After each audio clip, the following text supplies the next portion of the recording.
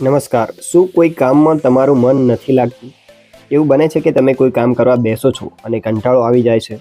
તમારું જે મગજ છે તે કામ ઉપર ફોકસ નથી કરી શકતું. મગજમાં બીજા ઘણા બધા વિચારો આવ્યા કરે છે.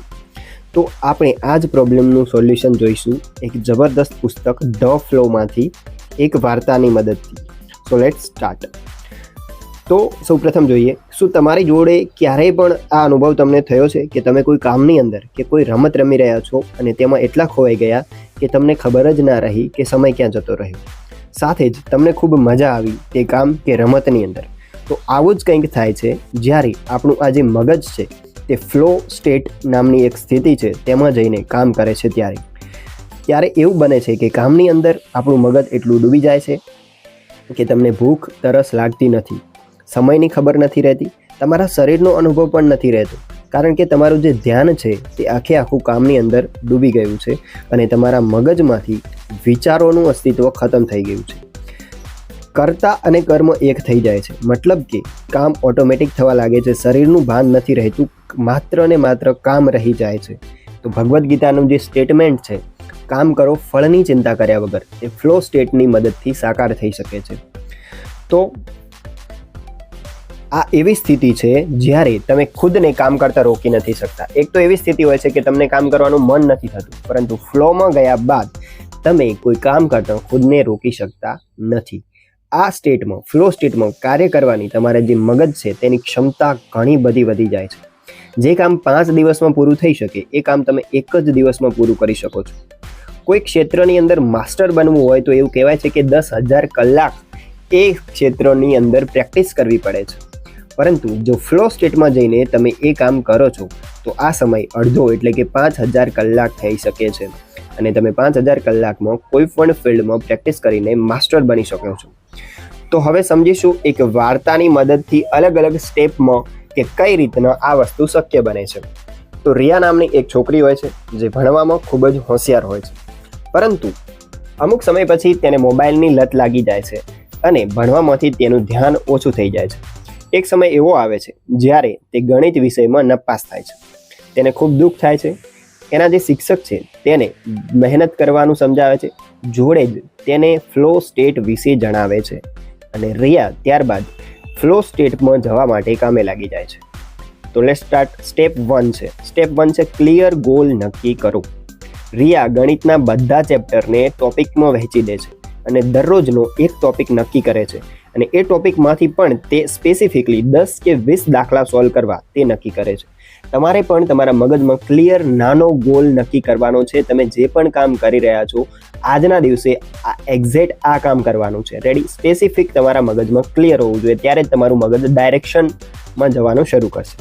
બીજો સ્ટેપ છે અવરોધ કે અડચણોને દૂર કરો. ફ્લો સ્ટેટમાં જવા માટે તમારું ધ્યાન ભટકતું હોય એવી ચીજોથી દૂર રહેવું જોઈએ. તે મોબાઈલ ફોન હોઈ શકે છે, તમારા સગાવાલા, ભાઈ બહેન, મિત્રો, કંઈ પણ હોઈ શકે છે. પુસ્તકની અંદર ધ ફ્લો બુકની અંદર એક્ઝામ્પલ આપ્યું છે એક જબરદસ્ત કે એક લેખક હોય છે જે લખવા માટે એક સુમસામ નિર્જન ટાપુ ઉપર જતો રહે છે.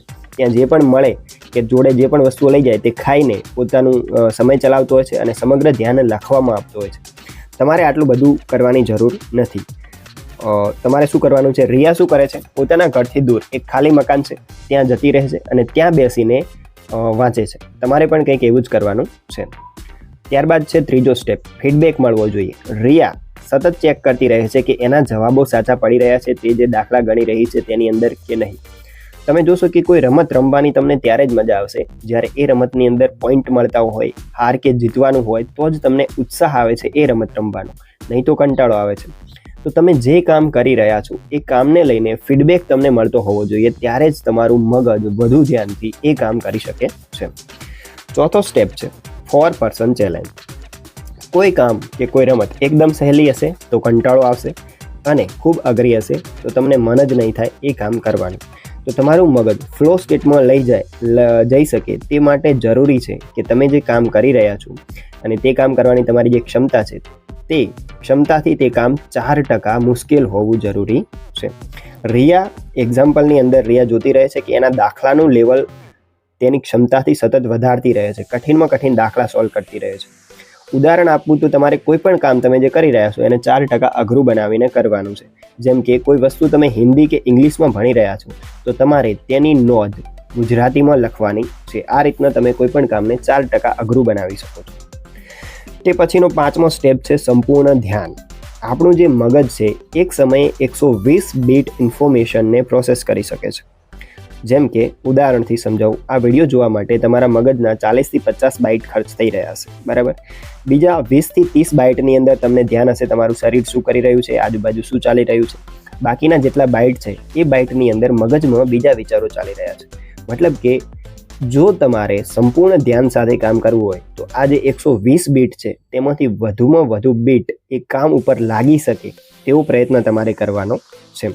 તો સંપૂર્ણ ધ્યાન તમારે કામમાં આપવાનું છે. તે માટે એક વસ્તુ ધ્યાનમાં રાખવાની છે કે જ્યારે શરૂઆતમાં તમે ધ્યાનથી કામ કરવાનું ચાલુ કરો છો તો અમુક સમય પછી જ મગજ ફ્લો સ્ટેટમાં જતું હોય છે. તેથી પ્રયત્ન કરો કે મગજની અંદર જે બીજા વિચારો છે તેને મહત્વ ના આપો અને કામની અંદર પોતાનું ધ્યાન લગાવો. ત્યારબાદ છે ફ્લોની સાયકલ. આની અંદર શું થાય છે, જ્યારે તમે શરૂઆતમાં કામ કરશો, કોઈ ટોપિક વાંચવાનું શરૂ કરશો તો શું થાય છે, કંટાળો આવે છે, બગાસા આવે છે. પછી એટલો ભયાનક કંટાળો આવે છે કે આપણને એમ થાય છે કે કામ છોડી દઈએ. પણ આ પહેલો સ્ટેજ છે. તો તમારે બીજા સ્ટેજમાં શું કરવાનું છે, બ્રેક લેવાનો છે. એ બ્રેકની અંદર તમે નાની મોટી કસરત કરી શકો છો, તમારી હાર્ટબીટ વધે એવી કસરત, ઊંડા શ્વાસ લઈ શકો છો, ચાલવાની કરી શકો છો કે પછી 10 થી 15 મિનિટની ઊંઘ લઈ શકો છો. આટલું કર્યા પછી ત્રીજા સ્ટેજમાં તમારું મગજ ફરીથી રેડી છે એ કામ કરવા માટે. અને ત્રીજો સ્ટેજ હશે જ્યારે તમે આવી રીતના આરામ કરીને ફરી પાછા કામ પર આવો છો તો તમારા મગજની અંદર થીટા વેવ ઉત્પન્ન થાય છે, બરાબર. તો તમે ફરીથી એ ટોપિક વાંચવા માટે રેડી છો. હવે તમારું મગજ થીટામાંથી આલ્ફા અને આલ્ફામાંથી ગામા વેવ ઉત્પન્ન કરે છે. તમારું ધ્યાન તે કામની અંદર વધારે લાગવા લાગે છે, તમારું ફોકસ વધે છે. અને જ્યારે તમારું ફોકસ વધતું જાય છે તો તમારું જે મગજ છે એ 4-5 રસાયણો એકી સાથે રિલીઝ કરે છે. એ રસાયણો છે ડોપામીન, એડ્રેનાલિન, એનેડેમાઇન, એન્ડોર્ફિન. આ બધા રસાયણો ક્યારે રિલીઝ થાય છે, જ્યારે તમે કોઈને પ્રેમ કરો છો ત્યારે, અથવા તો જે સંન્યાસી લોકો હોય છે બહુ ડીપ ધ્યાન કરે છે, મેડિટેશન કરે છે, ત્યારે જ આ રસાયણો રિલીઝ થતા હોય છે. એટલા માટે તમને જે પ્રેમની સ્થિતિ હોય છે તે ખૂબ જ આનંદની હોય છે, ધ્યાનની સ્થિતિ પણ આનંદની હોય છે, કોઈ રમતની અંદર પણ આ વસ્તુ થતી હોય છે. તો આ બધા કેમિકલ એકી હારે રિલીઝ થાય એના લીધે શું થાય છે, તમને આદત પડી જાય છે પેલું કામ કરવાની. એટલે ફ્લો સ્ટેટ એ તમારા મગજની આદત બની જાય છે. અને એક વખત આ વસ્તુ થઈ જાય તો પછી તમારી ઈચ્છા શક્તિથી તમે ફ્લો સ્ટેટમાં જઈને કામ કરી શકો છો. વિશ્વના જેટલા પણ મહાન લોકો છે, Swami Vivekananda, Albert Einstein, Nikola Tesla, Elon Musk, આ બધા લોકો એક્સ્ટ્રા ઓર્ડિનરી સફળતા મેળવી શક્યા છે. તેનું કારણ છે કે તેઓ કામને ડૂબીને કરતા હોય છે, ફ્લો સ્ટેટમાં જઈને કામ કરતા હોય છે, બરાબર.